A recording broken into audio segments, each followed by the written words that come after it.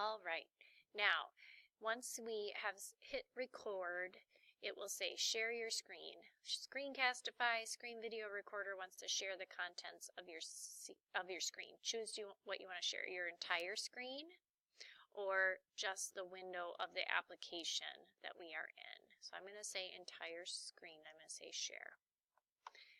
She's counting down 3, 2, 1 for me, and then now it is recording what I have on my screen. So Pine Island Public Schools.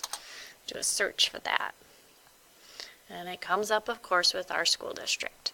Now at the bottom you can see this little window has popped up, and when you are done we will say stop sharing. So I'm going to do that right now. So I clicked stop sharing, so that means it's stopping the recording. You can see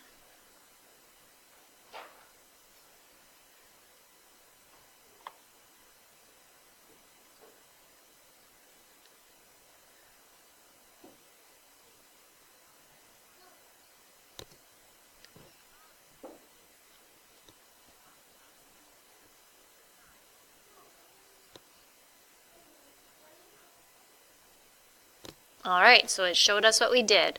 Over here on the right-hand side, we are going to, it says it uploaded it to your Google Drive, and it says you can either copy the link or view it. For today, if you finish one, I would like you to say copy the link. And it should say that it's been copied, because then if you go back to our classroom to the assignment, you could just copy that link to turn it in. Otherwise, you can attach the video from the drive. But if I do click on View on Google Drive, if I do it too soon, it'll say we're processing this video. It does take it a little while to turn it into a format of video that can be played from the drive. But later on, if you go to your drive, then you will see that. I'll click Recent, and it'll show my most recent things, and that is right there. It's not showing with a playable icon yet because it is still